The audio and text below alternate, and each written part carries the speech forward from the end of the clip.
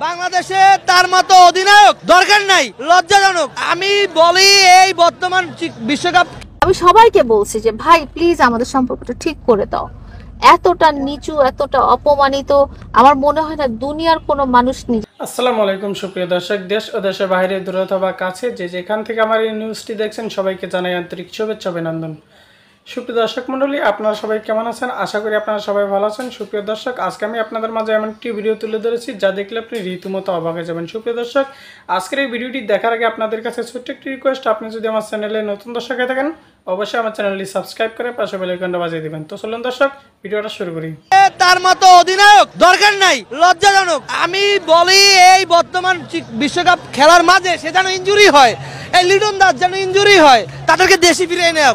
মাহমুদুল্লাহ রিয়াদের মতো একটা অভিজ্ঞ প্লেয়ার, যার বুদ্ধিমত্তা, তার সক্ষমতা, টিমটাকে লিড দেওয়ার মতো কোন সময় কোন বলারটাকে আনতে হবে তার ধারণা রয়েছে। তো আজকে কি এখানে শান্তর, তার কি এক্সপিরিয়েন্স, আসলে এগুলো বলে লাভ নাই ভাই। সে তো দাসকোঠায় খেলে, আসলে খুবই হতাশ। মানে তার পারফরমেন্স, তাকে যে এতটা সুযোগ দেওয়া হয়, তা আমার মনে হয় তার বিসিবিতে কোনো মামা রয়েছে, তা না হলে সে এতগুলো সুযোগ কিভাবে পায়। তাদের আসলে অটো চয়েস, বাংলাদেশ দল যখন অটো চয়েস থেকে বাদ দিতে পারবে। আজকে এই যে আপনার অধিনায়ক, সে বিজ্ঞাপন নিয়ে ব্যস্ত, এই আপনার শান্ত, সে এত জব হোল্ডার, তো তাকে দিয়ে রাখছে অধিনায়কের দায়িত্ব।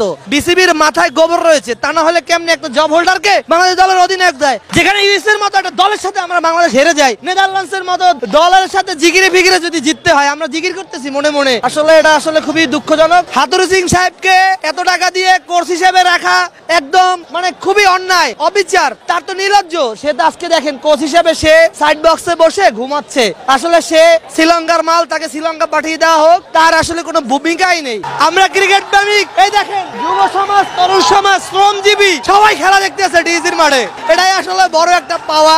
এবার বাংলাদেশ দলের জার্সিটা খুবই অসাধারণ হয়েছে। যে ডিজাইনার ছিল তার চয়েস আছে, তাহিদ হৃদয়ের মতো প্লেয়ারদেরকে সুযোগ দেওয়া হয়, সে ভালো খেলতেছে। তো আমার মেহেদী হাসান মিরাজ ভাইটা কই? তাকে কেন সুযোগ দেওয়া হলো না? তামিম ইকবালের মতো প্লেয়ার, সেরা ওপেনার, ওয়ার্ল্ড কাপে তার যে পারফরমেন্স, তার যে ব্যাটিং স্ট্রং, সে বিপিএল এর সেরা ব্যাটার। তামিম ইকবালের মতো একটা সেরা ওপেনারকে দেশে ফেলে রেখেছে। বিসিবির উচিত ছিল, যারা দায়িত্বশীল ব্যক্তি ছিল, তাকে বিসিবি থেকে আপ্যায়নের সহিত তাকে ওয়ার্ল্ড কাপে খেলার সুযোগ দেয়া। তাহলে আমরা প্রত্যাশা করতে পারতাম শিরোপা জেতার। সাকিব আল হাসান, সে আমাদের বাংলাদেশ ক্রিকেট দলের জন্য একটা গর্ব, আমরা প্রাউড ফিল করি। তার মধ্যে একটা অলরাউন্ডার রয়েছে।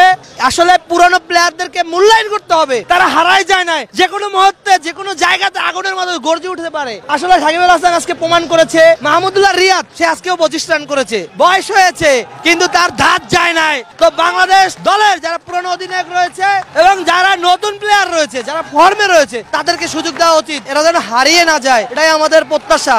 আমরা বাঙালি জাতি হিসাবে প্রত্যাশা করি প্রতিনিয়ত বাংলাদেশ যতই খেলুক, হারুক, আমরা চাই সবসময় বাংলাদেশ দল উইন হোক। যে কোনো দেশের সাথে, ছোট দল বলেন, বড় দল বলেন, আমরা সবসময় চাই বাংলাদেশ ক্রিকেট দল সবসময় জিতুক। তো আমাদের বাংলাদেশ দলের টিম বন্ডিংটা এখন আসলে অনেক দুর্বল। তো বাংলাদেশ টিম বন্ডিংটা আরো দরকার। আমাদের প্লেয়াররা সবসময় যেন স্বাধীনভাবে খেলতে পারে। নানা ধরনের চাপ থাকে, বিজ্ঞাপনের চাপ থাকে, তো আসলে বিজ্ঞাপনের চাপ মুক্ত করতে হবে। এটা আসলে বাংলাদেশ দলের, বাংলাদেশ বিসিবি যাদের সম্মানিত আর একটু লাগলে বাড়িয়ে দিয়ে এটা তাদের তো আমার মনে হয় না দুনিয়ার কোনো মানুষ নিজের ভালোবাসাকে পাওয়ার জন্য এরকম হয়েছে। কত নির্লজ্জ, কত বেহায়া এই ধরনের হয়েছে ভালোবাসার জন্য। আপনি এই কোয়েশ্চেনটা খালি আমাকে করেন, কোনোদিন মামুনকে বলেন নাই যে লায়লার প্রতি শেষ বার্তা কি আপনার? এটা আমি আজ পর্যন্ত কোনোদিন আপনার এতগুলো ইন্টারভিউ, এতগুলো ভিডিও আমি মামুন সংক্রান্ত আপনাদের সবার পেজে দেখেছি। আপনারা কোনোদিন ওকে জিজ্ঞেস করেননি যে মামুন, আপনারা যে ধরনের ইমোশনাল কোয়েশ্চেন আমাকে করেন, এই ধরনের ইমোশনাল কোয়েশ্চেন আপনারা কখনো মামুনকে করেন না যে লায়লার প্রতি তোমার শেষ বার্তাটা কি? এটা কখনোই আমি দেখিনি। মামুনকে ভালোবেসে আমি মানুষের চোখে খারাপ হয়েছি, তারপরও আমি যত ছোট হওয়া দরকার, যত ভাবে মাফ চাওয়া দরকার সব চেয়েছি, নিজে চেয়েছি, পার্সোনালি চেয়েছি, মানুষকে বলছি, কার কাছে যাই নাই আমি। এত দিনের ভালোবাসাটা আসলে এত খুবই দ্রুত কি এত দূরত্ব হয় নাকি? আমি তো দূরত্ব কখনোই করতে চাইনি। আপনারা তো নিজেরা আই উইটনেস। আমি 2 বার গ্রামের বাড়িতে, এই 8 থেকে 10 ঘন্টা, আপনারা তো একবার জার্নি করেছেন, আমি তো 2 বার গেছি ওর কাছে। মুখের উপর দরজা লাগাই দিয়েছে। এতগুলো জার্নি করার পরে আপনার কাছে কেউ এসে, আপনারা আমার বাসায় মাঝে মাঝে আসেন না, আমি যে দেখা করি না, কত কষ্ট লাগে আপনাদের।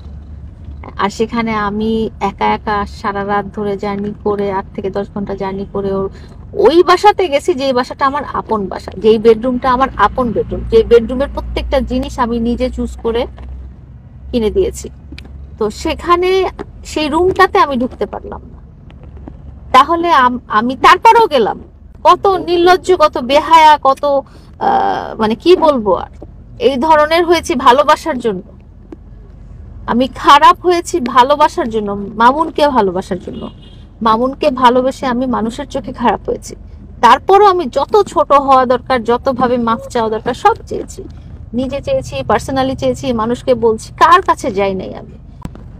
মামুনের আম্মুর কাছে গেছি, মামুনের আব্বুর কাছে গেছি, মামুনের আত্মীয় স্বজনের কাছে গেছি, মামুনের বন্ধু বান্ধবের কাছে গেছি, মামুনের বড় ভাই, গার্জিয়ান, এখন যে মাসুদ খান আছে তার কাছেও গেছি।